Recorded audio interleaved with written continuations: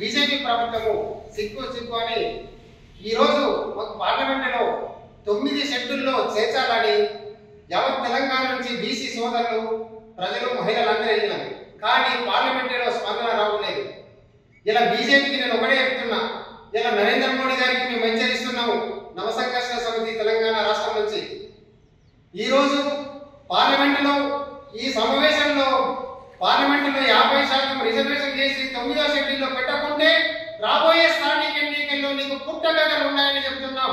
BJP ఇలా మంత్రివర్యులు కిషన్ రెడ్డి గారికి, ఇలా బండి సంజయ్ గారికి, ఇలా బీజేపీ అధ్యక్షుడు రామచంద్ర గారికి చెప్తున్నాము. మీరు త్వరలోనే ఈ పార్లమెంటు సమావేశంలో బీసీలకు 60% ఉన్న బీసీలకు 50% రిజర్వేషన్ పెట్టి ఇలా ఏదైతే మా తెలంగాణ రాష్ట్రము తీసుకొచ్చిన 42% రిజర్వేషన్లు పార్లమెంట్ అసెంబ్లీ సాక్షిగా 42% తీసుకుంటే రాష్ట్రపతి ముద్ర ఆమోదం తెలిపారు. ఇలా ఢిల్లీలో నరేంద్ర మోడీ ఆమోదం తెలిపారు. ఏమన్నా నాటకం చేస్తున్నారా? ఏమంటున్నారు? బీసీలు అంటే ఓటు బ్యాంక్ అంటున్నారు. లేదు లేదు, ఇక బీసీల సత్తా చూపెట్టే సమయం వచ్చింది. ఇలా బీజేపీ ప్రభుత్వానికి మేము ఒకటి ఆల్టర్నేటివ్ జారీ చేస్తున్నాం.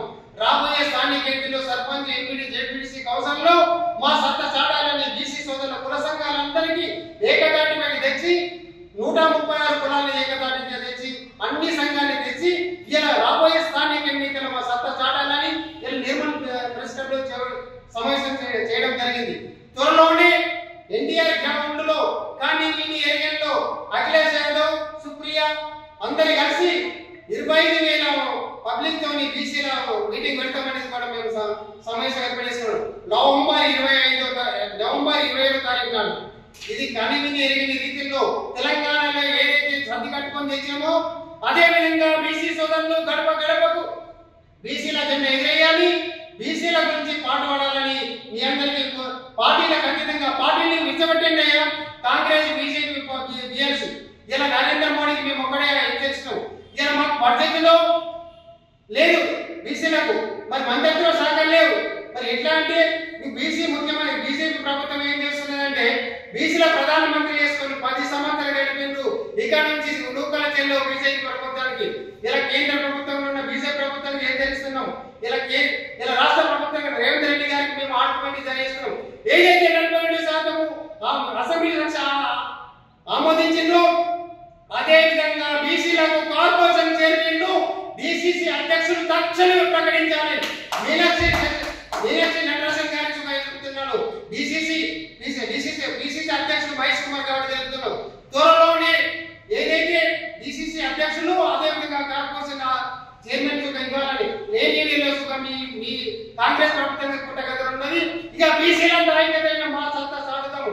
ఇక 70 సంవత్సరాలు ఒకెత్తు, ఇప్పుడు 2028లో ఒకెత్తు. ఇక రాబోయే స్థానిక ఎన్నికల్లో మా సత్తా సాగుతామని నవసంఘర్షణ సమితి తెలంగాణ రాష్ట్ర హెచ్చరిస్తున్నది. జాగ్రత్త జాగ్రత్త బీజేపీ, టీఆర్ఎస్ అయితే మనుగడ లేదు. ఆయన కేటీఆర్ ఏం మాట్లాడుతున్నారు, కవితక్క ఏం మాట్లాడుతున్నారు. ఆమె ఒక ఆడపర్సెంట్ ఉంటుంది 72 గంటలు. మరి 72 గంటలు మీ అయ్యా 10 సంవత్సరాలు చేసి మీకు సోయి లేదా? కేటీఆర్ రండి, బీసీల రండి, ఇలా సభ పెడుతున్నా నిర్మల రండి. ఇలా కాంగ్రెస్ బీజేపీ నాయకులందరూ చెప్తున్నా ఆక్రమణ నిర్ణయం తీసుకొని ఇలా బీసీలకి నవసంఘర్షణ సమితి నవంబర్ 27వ తారీఖు నాడు ఎన్టీఆర్ గ్రామంలో పెట్టాలని నిర్ణయించుకున్నాము. అదే సమావేశంలో పార్లమెంటులో త్వరలోనే 9 షెడ్యూల్ చేర్చాలని మేము డిమాండ్ చేస్తున్నాం. లేని ఏరియాలో మా చార్టర్ సాగుతామని.